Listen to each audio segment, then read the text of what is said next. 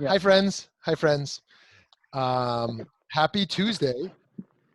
I'm going to start with a nigun, a little melody for those who want to, for those who are still joining in here. Here we go.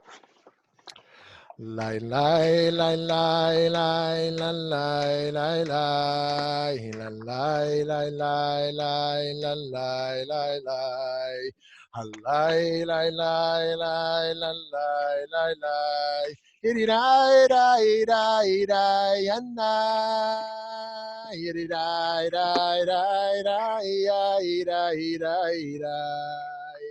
Iri rai rai rai rai rai rai rai rai. Iri rai rai rai rai ai ai ai ai. Iri rai rai rai rai ram bam bam ba. Join me. Iri rai rai rai rai andai iri rai. Andai iri rai rai yam bam iri rai yam bam iri rai rai yam bam iri ram. Iri rai rai rai rai ranai rai rai rai rai rai rai rai rai. Hi, rai, rai, rai, rai, rai, rai, rai. Itty, rai, rai, rai, rai, rai, rai, rai, rai. Itty, rai, rai, rai, rai. One more time, na na. Itty, dum bum, bitty, rai, rai, yum bum, bitty, rai, yum bum, bitty, rai, rai, yum bum, bitty, rai. Handai, ditty, rai, rai, yum bum, bitty, rai. Itty, rai, rai, rai, rai, rai, rai. Rai, rai, rai, rai, rai, rai, rai, rai. Itty, rai, rai, rai, rai, rai, rai, rai, rai. Itty, rai, rai, rai, rai, ai, ai, ai, ai. Itty, rai, rai, rai, rai, rai.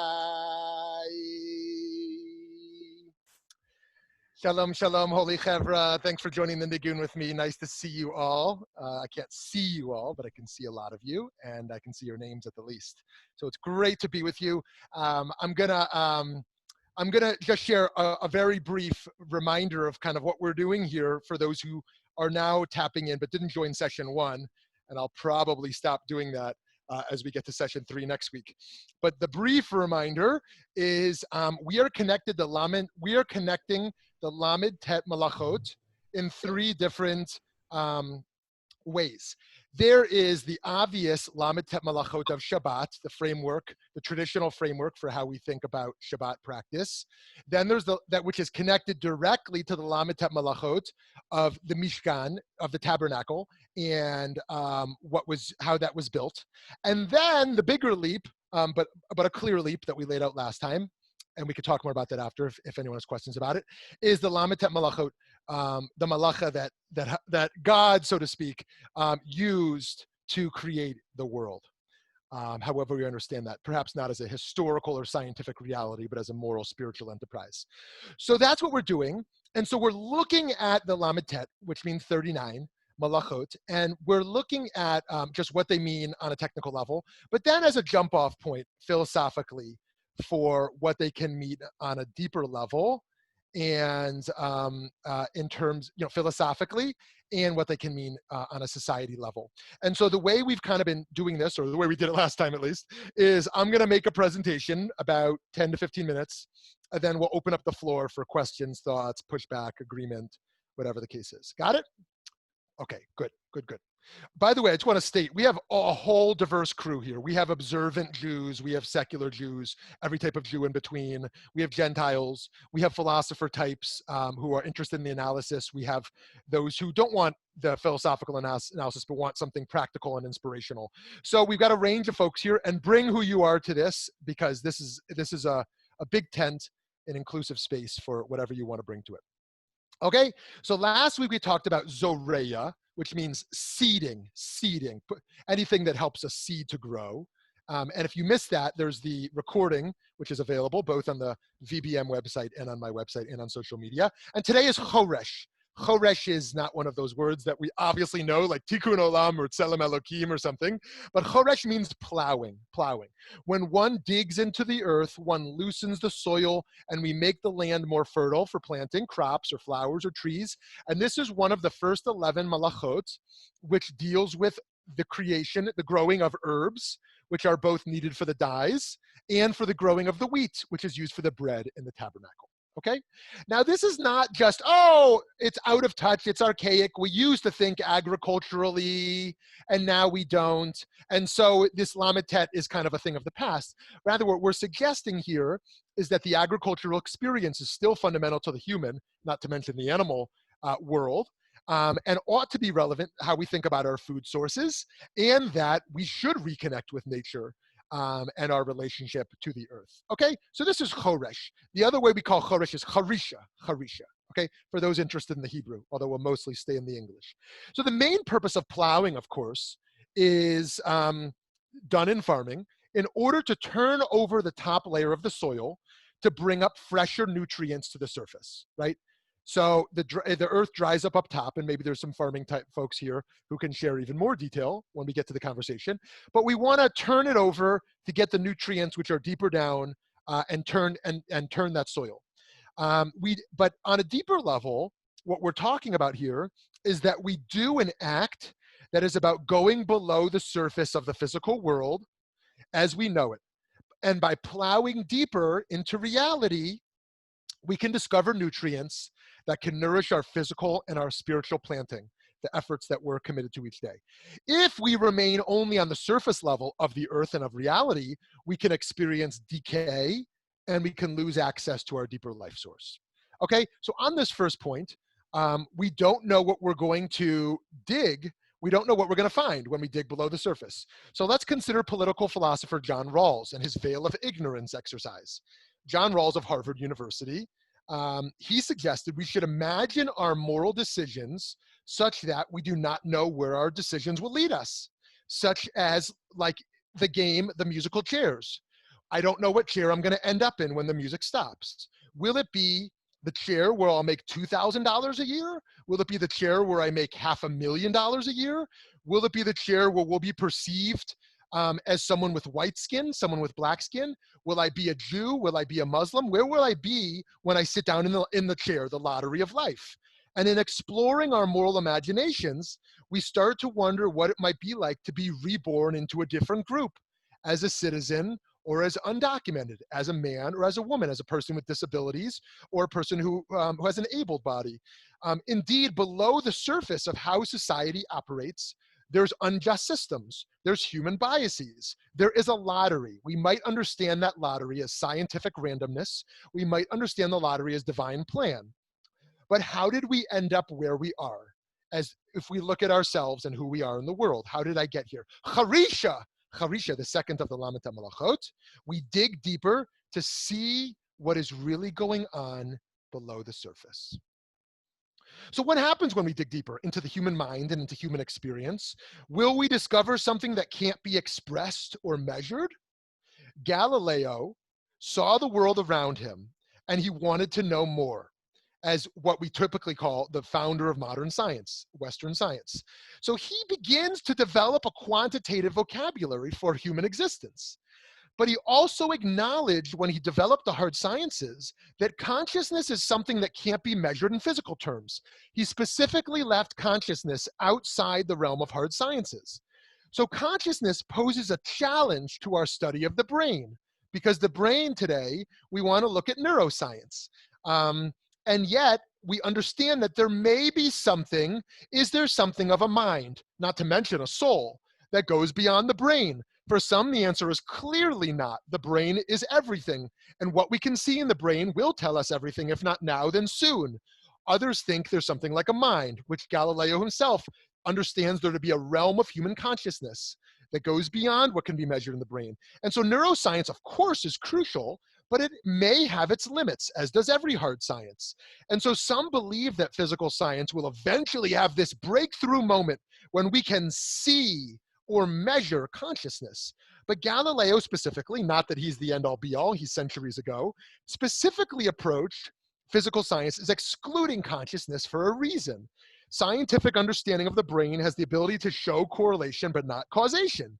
So this is to say that if part of the brain becomes activated by a certain type of stimulus, we see there's a correlation involved as to why it's being activated, but we still may not know the cause that can explain why the person is having the experience they have, or what caused the brain to be activated where it was exactly. So here we need consciousness. So consciousness, we might suggest, is at the core of human identity, the core of human values. We live not just in an objective realm of tangible objects, but rather the intangible subjects that occupy our minds, such as emotions, values, perceptions, our perception of perceptions, our perceptions of the perceptions of the perceptions of the perceptions, depending on how spiritually woke we are, so to speak. But today there are prominent voices, in my view, mostly nonsensical, that suggest we only need to talk about facts, not feelings, as if the former is objective and real and the latter is flimsy and made up. But the reality is not so simple. Whether what happens in our minds consists of a Cartesian self-definition or a postmodern articulation of mindfulness, we can understand it as an aspect of what it means to be human. We can undertake the digging represented by charisha, this plowing below the surface, in an effort to excavate the limits of our humanity. We need charisha, the plowing. We need to dig deeper into human consciousness to explore the depths of our reality. This digging will help us to navigate the furrows that seem to separate the physical world that we believe we perceive and the spirituality that we might experience. Now here, we might understand that those who operate on the surface level, and here I really believe this is on the far right, the far left, anywhere in between. This is not a political statement. Those who operate on the surface level of reality and trying to change the world may cause more harm than do good. When they don't see below the surface the humanity, the consciousness, the intentionality, the values that are at stake, they can end up burning people and burning causes in the interest of fighting what is on the surface level of reality. Now, there's our rainbow. Thank you, AJ. 3 components are needed for a rainbow to exist. This is an old debate. We'll get back to the tree in the forest in a moment. 3 components are needed for a rainbow to exist: sunlight, rain, and a conscious eye at the correct geometric location. It is the human being that is necessary for a rainbow's existence, not merely the sunlight and the rain. But it's also true that there's countless rainbows around us if we were merely to reposition ourselves, reposition our eyes. Similarly, does a tree falling in the forest make a noise if no one is there to hear it?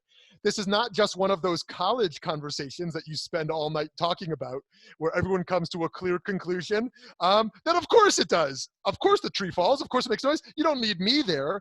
But actually, scientists say the answer is no. Noise needs a subject to be a noise. Human subjectivity is required for objectivity to exist at all.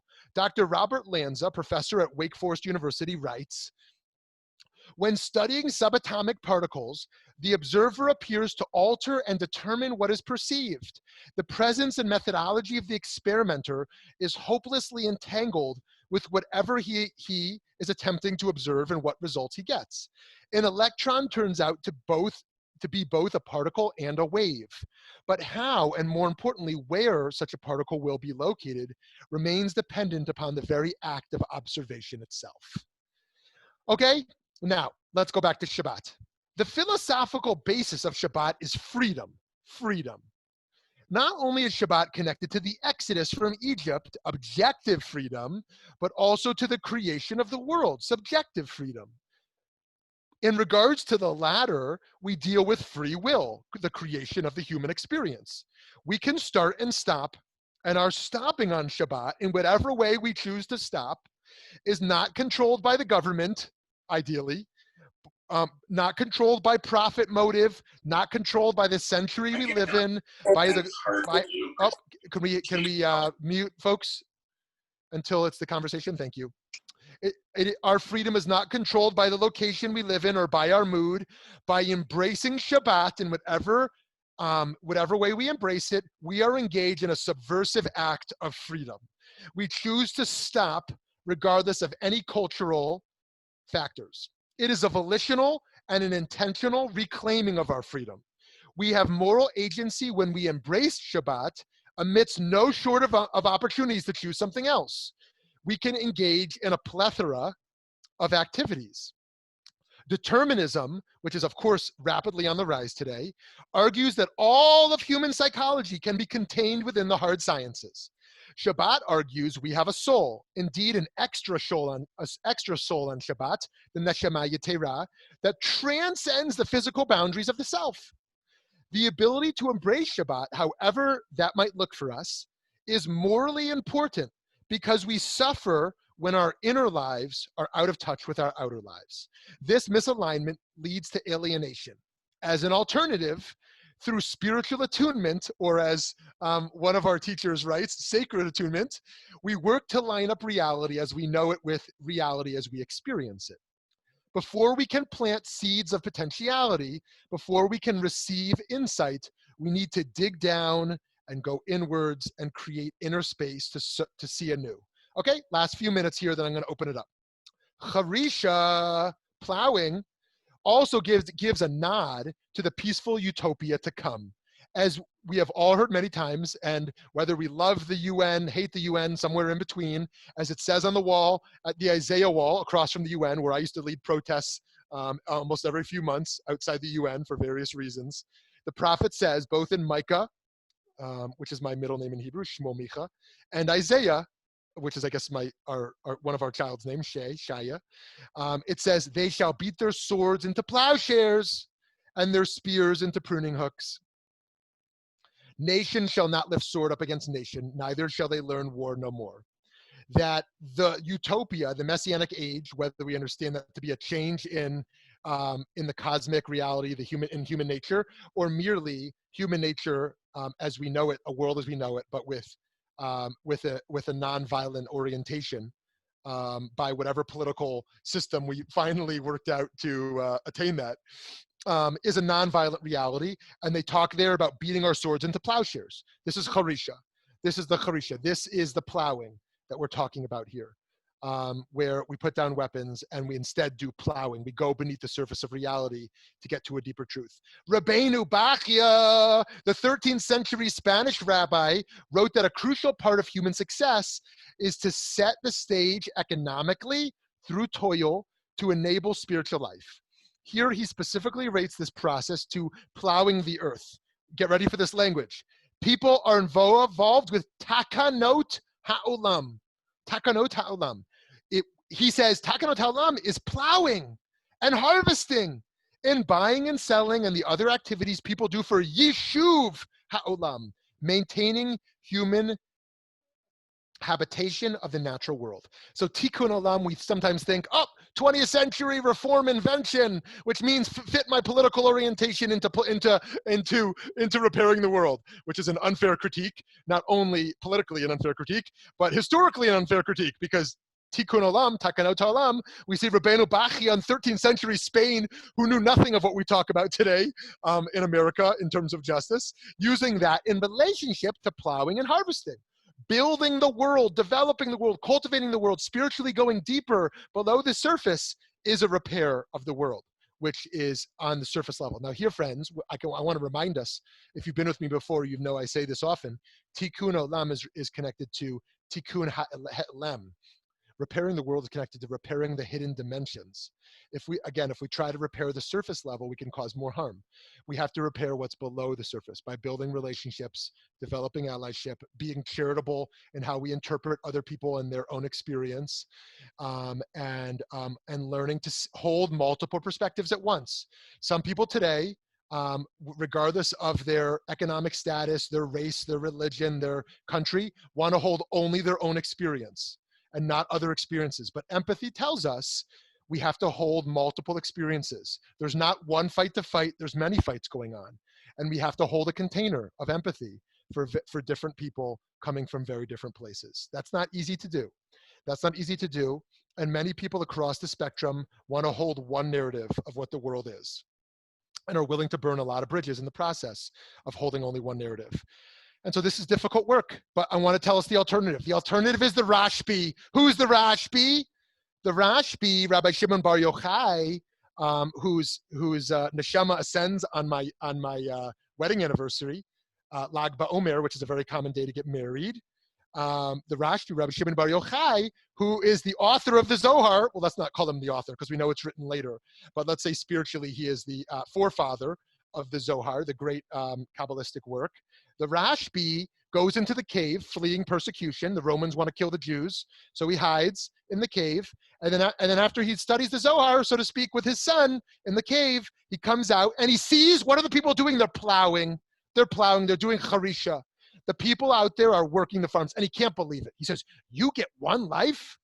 You get one life in this world, and you're going to spend your time trying to make money? You're going to spend your time farming when you can be studying the Holy Zohar? He starts shooting fireballs at the people. And the voice emerges, the bat kol emerges, the divine voice emerges, the angelic forces emerge. Get back in the cave, you're not ready. If you truly understood Kabbalah, you don't use it to burn other people. The Kabbalah expands your heart. It deepens your reality such that you feel love for people, even people living differently from you, even those who don't want an ascetic ideal, like you don't want to just live in a cave.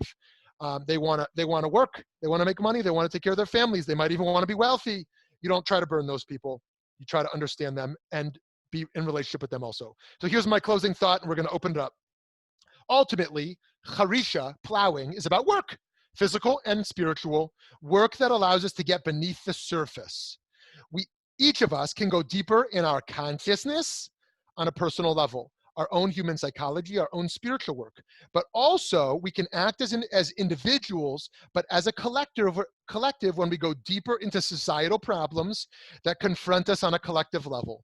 Only by going deeper can we reach a truer existence of reality, which ought to lead us not only to a deeper intellectual understanding, a more spiritual interconnectivity, and a deeper personal empathy and gentleness, of compassion, of how we engage with others and with the world. So that's what I want to say about Charisha. So let's unmute, folks. And if you don't want to speak, please mute yourself again.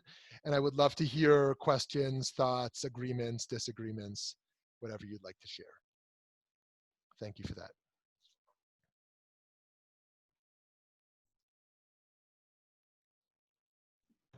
Hi, Rabbi, can you hear me? Yes, who's that? This is Talia. Oh, what's your last name? Talia Lair. Oh, good. I was hoping that was you. Good. Nice to hear. Yeah. Nice to see you. You too. Yeah. So I have a question. I'm trying to make the connection in my mind because I read a little bit that the melachot are forbidden acts to do on Shabbat. So what is the connection here between the forbidden act of plowing and what you're explaining about plowing within, beneath the surface? Oh, okay, wonderful. Thank you for that, Talia.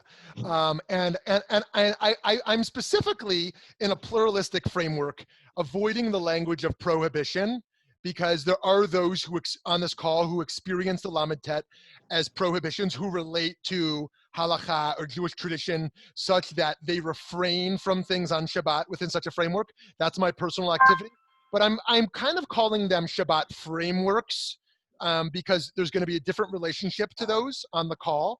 But the way I'm sharing this is that to refrain from certain types of physical work on Shabbat can help us to reflect on that type of work on a physical level and a spiritual level, so we return to it refreshed and renewed.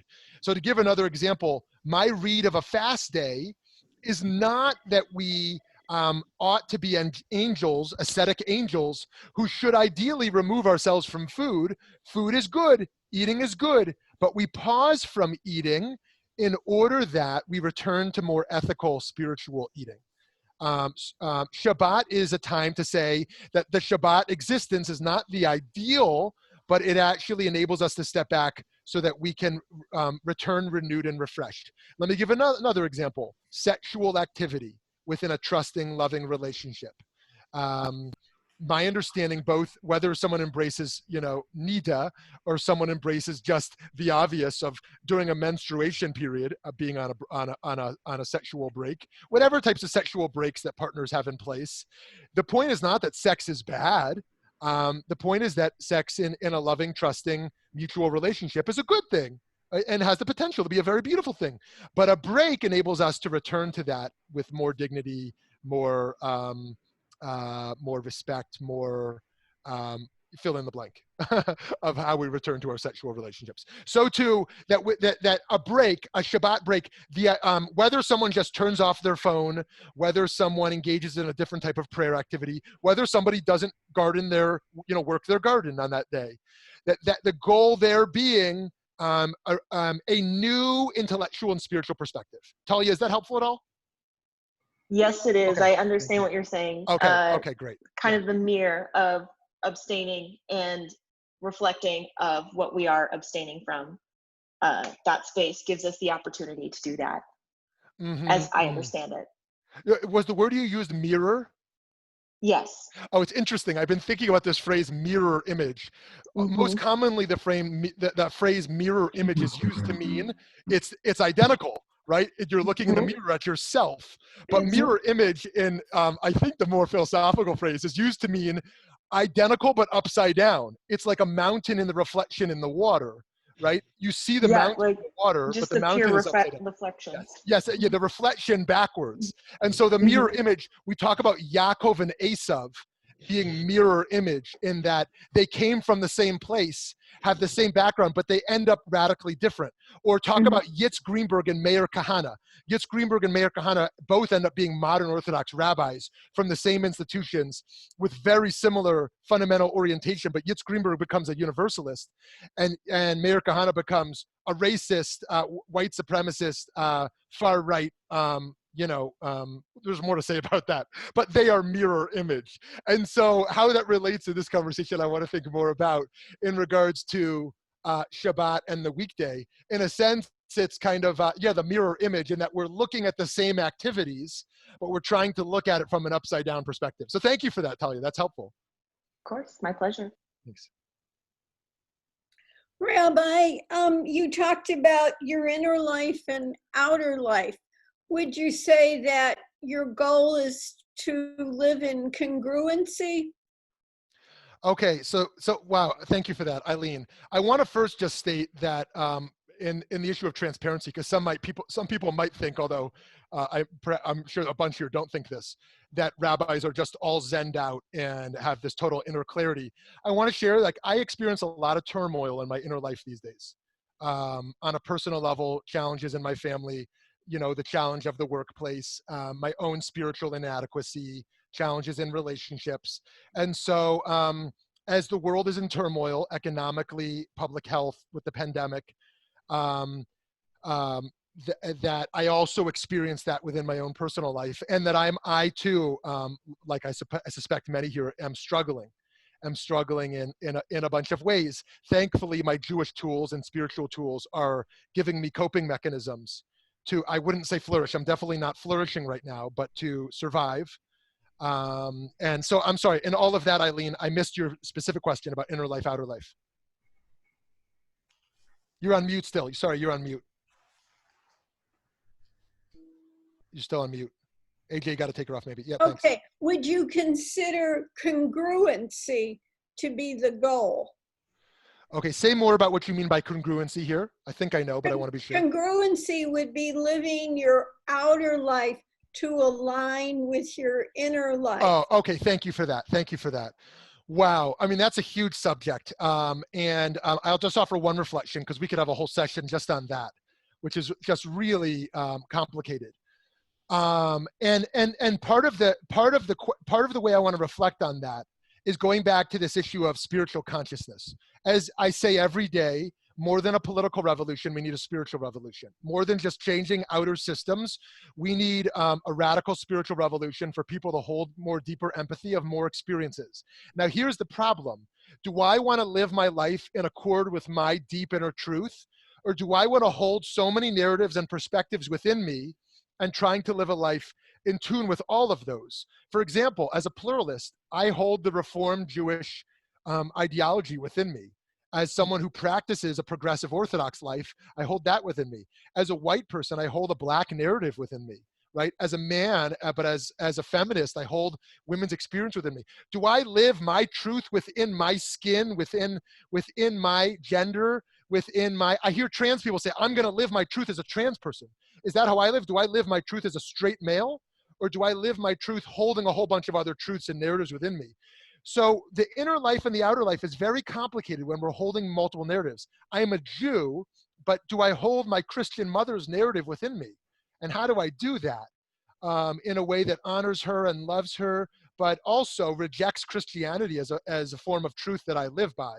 I don't reject it as within the realm of pluralistic reasonability, but within the realm of anything that I find spiritually compelling for myself.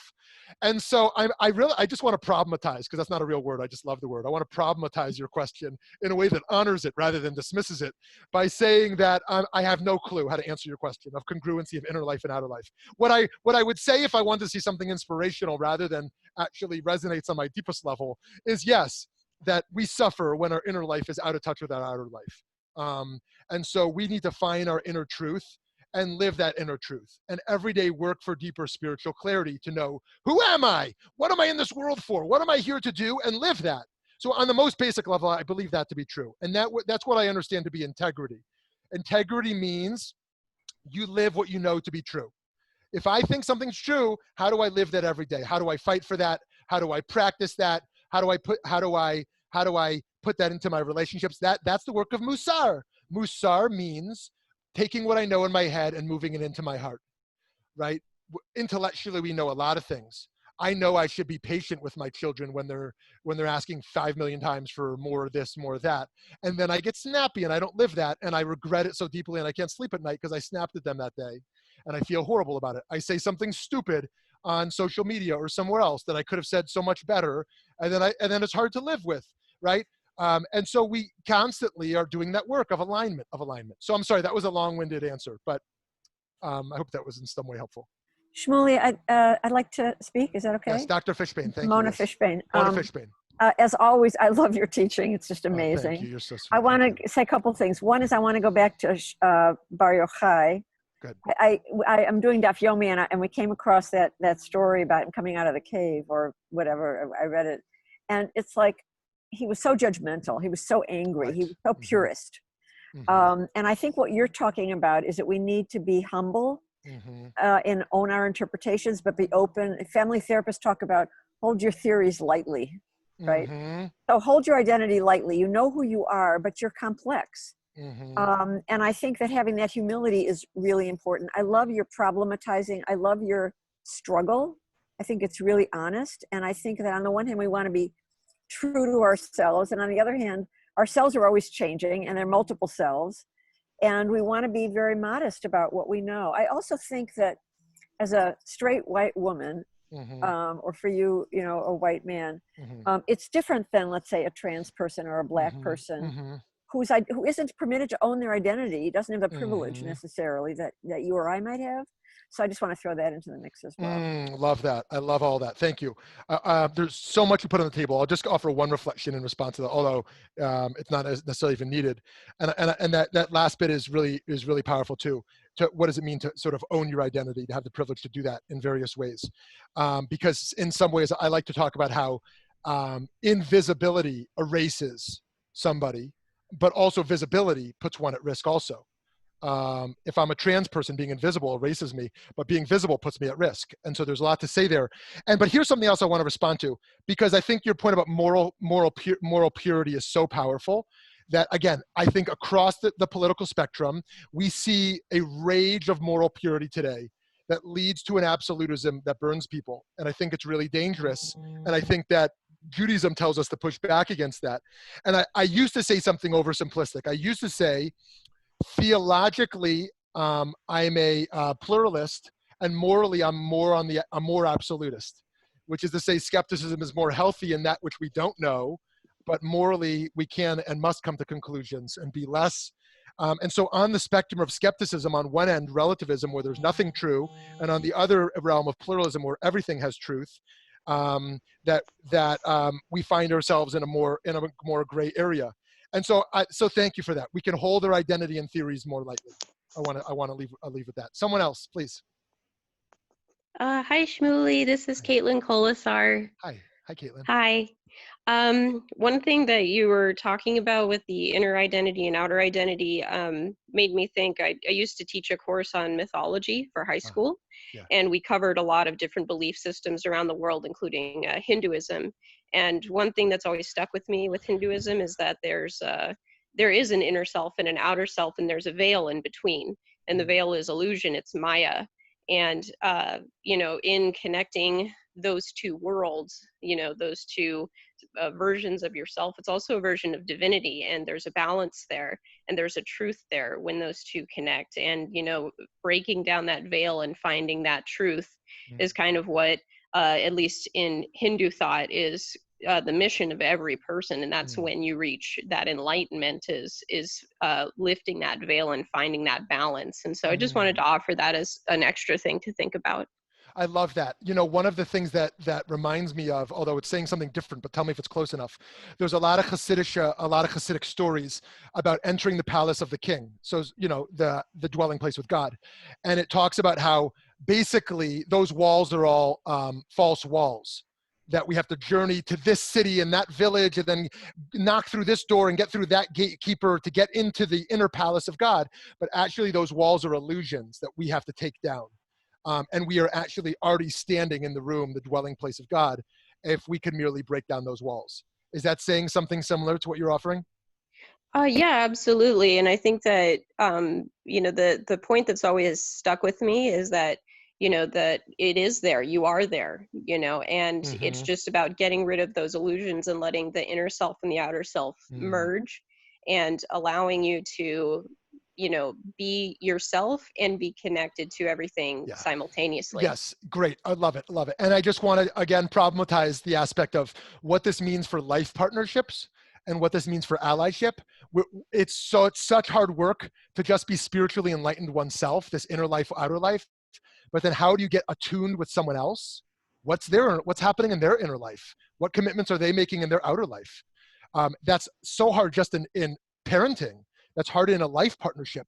But then when you're talking about your Jewish community, then when you're talking about other communities that have a whole different framework in Jewish-Muslim dialogue or something else, you try to understand each other. Very difficult stuff. Okay, thank you, Caitlin. Someone else? Shmuly? Yes. Hi, Professor Allen. Hi.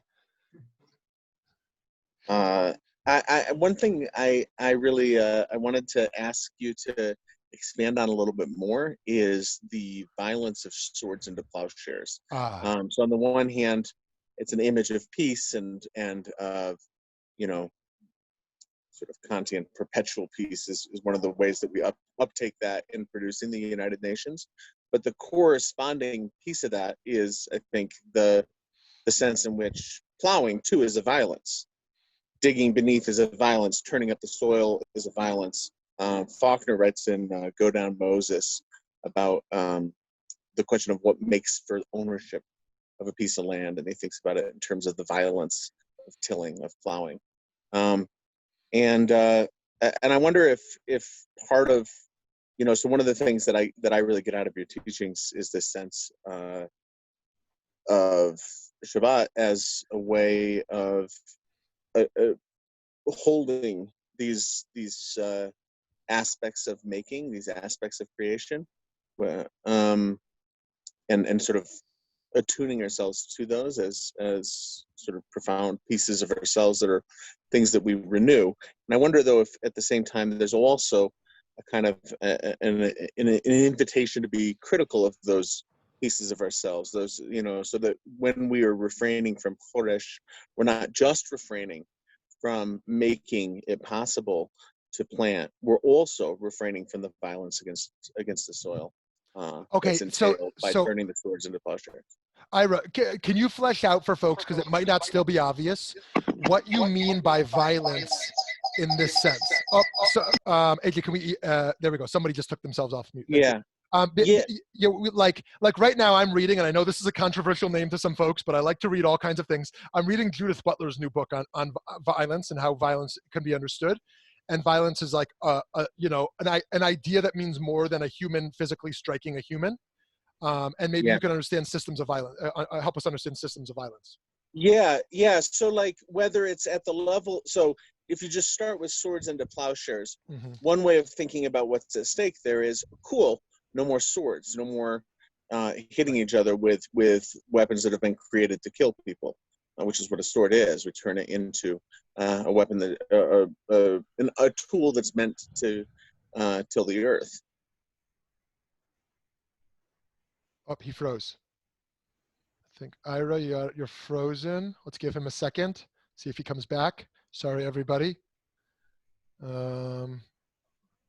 Okay, let's assume he's frozen, and let's move on. Oh, Ira, you just came back. You were frozen. Oh, hey, sorry.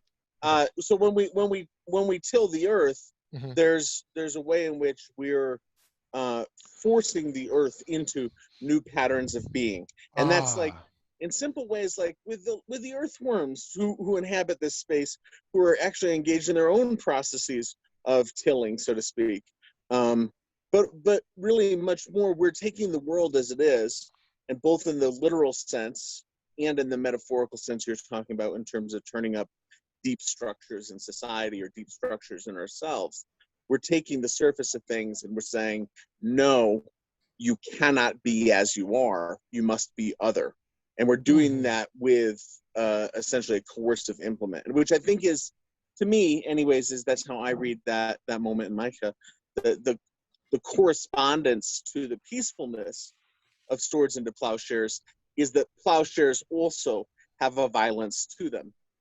And so I was wondering if it's worth thinking about Choresh as also attuning to the unavoidable, the helpless violence of even our peacefulness, of even our activities to increase life have to them. And if you think about that at the level of social transformation, I think it's even easier, right? Like if we want to say, let's get to the deep structures of society, somebody like me who's doing basically okay at the surface of society might actually have to do a little worse, might have to. And that has to be, if I'm going to plow deeper, if I'm going to renew the soil of the social, that almost has to be okay with me. And I wonder if the attuning to the violence of plowing then through Choresh, through refraining from Choresh on Shabbos, is maybe a way of like aligning myself with that possibility of what's at stake, even for me, even as a potential subject of violence in social transformation. Great. And yeah. Sorry. Awesome. Does someone else want to respond to that? Thank you for that. Does anyone else want to respond to that? Can I just say a few words? Yeah, please. So, okay, so in some parts I understand the idea of, like, I think when we think of Shemitah and the Yovel. Yes, right. So, so that is mamash, a true stopping of what you may or may not consider violence and plowing. I see plowing and all the melachot more as creativity and not really a violence, but yeah, it is disturbing the earth, and the earth does need a rest. And of course, Jewishly, we give the rest on the Shemitah year, and I've lived in Israel for a long time. So then you become like really, really aware, although it's a pain in the you-know-what to follow Shemitah, you become very, very aware of the cycles and the cycles of one another. Shemitah years coming up, and before Shemitah and the after Shemitah. But to me, that's like the time we rest. Shabbat is more a stopping from the creativity of the world. I see it, I was interested by the mirror idea, but I see it more as the footprint idea, like what's not there, right? If you see a footprint, you can imagine the foot that was there. So it's a negative image. It's the absence of what was there. To me, Shabbat is like the absence of the melachot. You can consider them, you can concentrate on them, but it's the peace from the creativity and giving yourself just to almost like meditate on that absence. If that makes sense. I don't know if I'm making any sense. Thank you. Yeah, thank you. Okay, I'll just offer one suggestion and then we'll open it back up, which is that, I think part of the assumption here is that work is oppressive. Work ought to bring dignity, but work for the majority of the global population is oppressive. You don't want to go, the assumption is you don't want to go to work. You don't want to have a boss, or you don't want to have a board. You don't want to have to please customers or have to please funders, right? There, you are constantly in kind of a little bit of an oppressive system where you lose your freedom. Freedom means I'm going to go in my car and go for like, I'm going to go hike in the mountains where I'm accountable to nobody. Accountability is in some ways oppressive. I have to answer. I have to do something I don't want to do. And so that's true for the land. That's true for animals. That's true for humans. And so I think the assumption there is that Shabbat is a release of that oppression for the animal, for the land, and for the worker. And that Shabbat represents that utopia to come, where there's an absolute dignity. And Ira brings up an interesting point, that the sword is not eradicated. The sword is becomes a plowshare, where there is this this form of violence that is done to the earth. And I think one of the Jewish assumptions is that that being a partner with the divine means we do want to change nature. And so we want to raise the question, is that necessarily violent to change something's nature? You know, there is this trend today to say that things should be naturally what they are. And yet there's this other Jewish strand that says things can be more elevated than their nature. Mala min hateva, things can go beyond their nature. This is normally explained through a certain concept, which I'll preface to say is morally complicated today, politically complicated today. But bris milah, circumcision, is on day 8, which comes the day after the natural cycle of 7, which is to say you go beyond your nature. The way it's explained in sources, and again, this will be problematic to some and beautiful to others perhaps, is that the baby boy is not yet perfect. He is a work in process, and the bris milah is an act of human partnership with the divine to try to change the nature of the human being. And so there's a lot to say about that. But one last thing, and then I'll open it up again, and I want to be mindful of our time, which again will normally be shorter, but at the most will be an hour, which is 13 minutes from now, which is to say that I think a lot of the Jewish sources, and again, I'm overgeneralizing by Jewish sources because there's different eras and different ideologies, but I think of, both in Musar and in Chassidut, think about emotions as something that can't be destroyed. The emotions can't be destroyed. They can be refined. They can be held. They can be channeled. But for example, we don't take a violent impulse and destroy it and become a non-violent being, but rather we channel the violent impulse towards something more productive. One example is the flood story. The flood story was explained by many as humans have a violent impulse, and so take out your bloodthirst upon an animal instead of on a human. Go become a shochet and kill the animal, because that way you'll get out your thirst. Now, this is problematic because a lot of studies in psychology I've read show that the expression of an emotion actually solidifies it more deeply rather than releases it. This idea of go punch a pillow to get out your anger actually has the potential to foster anger rather than merely release it. Okay, lots to say about that, but so too the idea of go kill an animal that's going to release the anger might be a problem also. But this idea here of go plow the earth to get rid of that tendency to use a sword might actually not resolve that issue at all on a consequential level, what we do to the earth, and on an intrinsic, on a human experience level of what we're actually trying to release. Thank you, Ira. Someone else.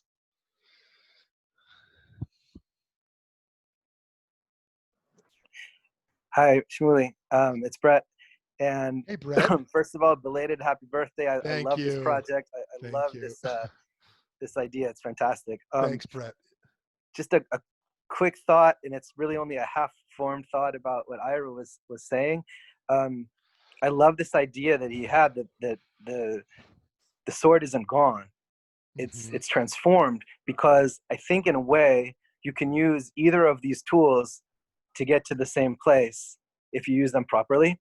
In other words, in both cases, they could be used for revolutionary purposes. The sword, obviously, but the plowshare, maybe more literally. You're literally turning over the earth, and you're taking what was on the bottom and you're putting it on top, and what was on the top is now going to the bottom. And so I think you could look at this as sort of a revolutionary act, as opposed to an evolutionary act. You're speeding up potentially whatever process was there. Something was growing there, perhaps slowly could come into being, but you're speeding up the process and you're making it possible for there to be maybe more of an output. So if we think about that in terms of now this metaphor that we were talking about, maybe the same thing is true of us internally. I think you have to have some sort of a teleological framework if you want to think of it this way, and I know that that's potentially problematic, but if maybe there's some place we're going to, some better place where we can be better people, where our society can be better, this act of internal plowing maybe gets us there quicker or moves us along in a faster way. Awesome. Thank you, Brett. That's so much to say there. I'll just offer one thing around this, since you brought up teleology. I think the phrase you used was teleological, right? Okay, good. Yeah. So one thing to say there, like, is the earth an end in itself, or does the ends have a purpose that humans decide? And so does it have a teleology that the purpose of the earth is to grow stuff and the stuff that we want, because it's a human-centric and anthropocentric universe. And so we want to use the earth to fulfill its purpose as we understand it, which is to grow. That's an interesting question. And I think an important question for our time, where anthropocentrism is so, can be so destructive, and how we think of animals and how we think of the earth and the like. And one other thing, do we think of a woman struggling with infertility? Do we think of a fertility treatment that might, so to speak, change her hormonal composition or the like as an act of violence? Now, or do we think of that as an act of love, which increases her fertility? If the earth is to be fertile and we want to help it become more fertile, is that an act of kindness or an act of exploitation? So too, if a woman chooses on her own, obviously if it's thrust upon herself to be more fertile, that she should be forced to have 8 children when she doesn't want to, that she's a machine for procreation, that's obvious. But in the case where she chooses to want to be more fertile and to adjust her sort of current natural disposition, how do we think of such a moment? So Brett, I appreciate you bringing the teleology. And by the way, Maimonides actually breaks away and actually says that everything is created for its own sake, not for the sake of the human experience. So there's a lot to say there. Okay, we have 7 minutes left here. Hi, Rabbi Biller, go ahead. Hey, so this is also half-baked. Great. But That's maybe, yeah. maybe any act of creation is an act of violence. You know, if you think of an acorn, it has to explode itself in order for that tree to grow. And so this just hit me that maybe God was doing an act of violence on all that tohu and bohu that was already floating around. And so after 6 days, God steps back from the violence of creation, also as a way to rethink it. And so the plowshare and the plowing is also, it's a kind of violence, but it's not a killing violence. It's a violence that we want to harness. Okay, awesome. I'm so glad you brought that up, because I want people to push back on this, but I've been thinking a lot about this, of how we create in a way that's not violent. Let me suggest a few thinkers, although I hate dropping names when you can't unpack it, because it's like a name dropping that's so complex, and then you stay on the surface level again. But let's just, I'm not going to say Freud, I'm just going to say Darwin. Darwin's understanding of evolution is violent. The old dies off to make way for the new. Now, the way I understand Kabbalah, and actually Jewish tradition at large, is an attempt to have nonviolent creation, where the old continues to exist peacefully with the new. Someone in a Hegel, let's bring Hegel for example, and Rav Kook loves Hegel.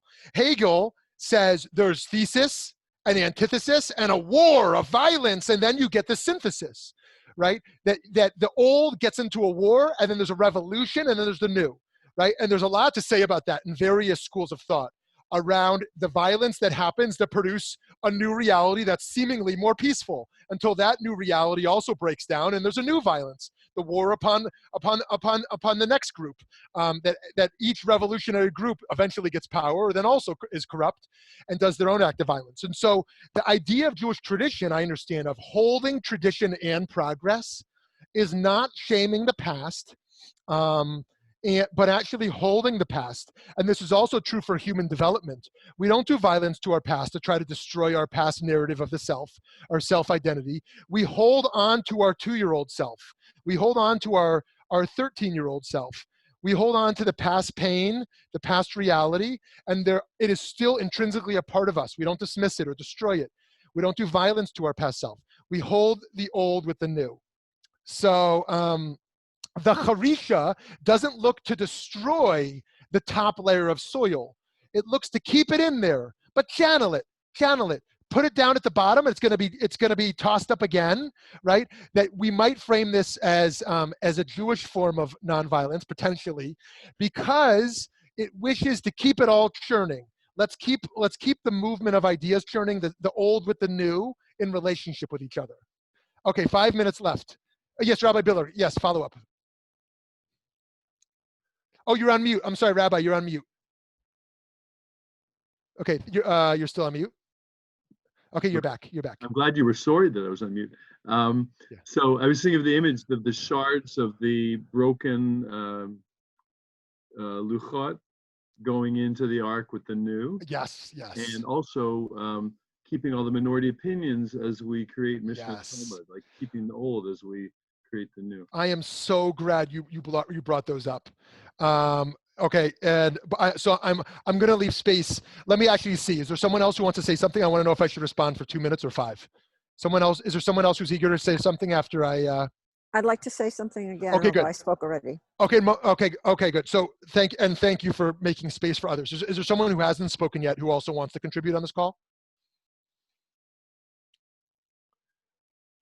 Okay. Everyone's on mute, so I don't know if they're in. Maybe put in chat. Write in the chat if you did want to, and I'll start responding, and either it'll be Mona who responds next or someone else. Okay, so Rabbi Biller's comments there are really helpful around this idea of the old alongside the new. And here, I don't want to conflate broken and whole with old and new, because that is not respectful or true to how we think of aging, that the aged are broken and the young are fresh. That's obviously not true. However, in the period, actually, let me bracket that thought. That'll take me on a tangent. The broken luchot, as most folks probably know here, are broken because of the Egel HaZahav, the golden calf. And so they're an embarrassment to us. They're an embarrassment because they were broken because we became idol worshipers right after leaving Egypt. And yet, we carry the broken luchot, the broken tablets with the 10 commandments, alongside the new ones, to understand that our own brokenness comes alongside our wholeness, our own past, our own trauma comes alongside our healing, and our own moral mistakes accompanies our moral growth. Then this other idea that Rabbi Biller brought up, the minority opinions, the Talmud quotes, the Gemara quotes the views that lose. Right? The Talmud is pluralistic in that it entertains various viewpoints and records various viewpoints, but it's also absolutist in that there's a conclusion. They decide Hillel's right and Shammai's wrong. But why do they record the dissenting view, the minority view? Well, there's various views there, but one of the views, which I love the most, is that in a future era, that view might be resurrected. The view that lost, right. In going back to the joke of last week, in the 22nd century, we may call the campus institution, come have Shabbat dinner at Shammai instead of the Shabbat dinner at Hillel, because maybe in the new zeitgeist, although zeitgeist is a word you don't need to use, in the new Weltanschauung, this is also a word you don't need to use. It's just like a silly word where you can just say worldview. In the new worldview, we hold like Shammai and not Hillel. And so, but yes, this idea of keeping dissenting views alive rather than silencing them. Of course, there are views we should say are beyond the pale, views that are so extreme, we should actually remove them from the discourse, I think. Remove them from the discourse or not give them a platform because of their extremity. Others disagree and think everything should be freedom of thought. I personally think there ought to be limits. Now, I mean, people can say whatever they want. They shouldn't be arrested for freedom of thought, but that the platforms that we hold, such as in the Jewish community, there ought to be views that we consider to be beyond the pale. Okay, Mona, you'll have our closing thought here. Thank you. I think that my understanding about the melachot, as I'm learning them, is that it's not that there's a problem with the melachot, with, let's say, Choresh, but that there's a balance between the workaday approach to Choresh and what we need to do on Shabbat. That Shabbat offers a balance right? So that let's look at Choresh. I would view it more benignly than maybe we've been talking about. We're building, we're planting. We have a project, or we have a food that we're trying to cultivate. As a person who loves to garden and pull out weeds, I feel like I'm actually taking care of Mother Nature. I'm not fighting Mother Nature when I do that. And I'm building something beautiful and something constructive. On Shabbat, I stop and I realize I come up against the limits of my ability to create and my power. And it creates a sense of spiritual attunement and also humility. So I don't think it's either like Choresh is good or bad. I think it's that it's a thing we do during the week. And that's, I think, true of all the melachot, unless I'm misunderstanding. These things that were done for the Mishkan were not bad. But dafka, because they were done for the Mishkan, we don't do them in our lives on Shabbat. Yes. Okay. So nice. Thank you. And I love this phrase of limits, because God is emulating and modeling the humility of limitations. Maimonides himself, although it sounds heretical, talks about divine limitations. God cannot create another God. God cannot destroy God's self. God cannot replicate God's self or create multiplicity. And so this idea of divine limitations.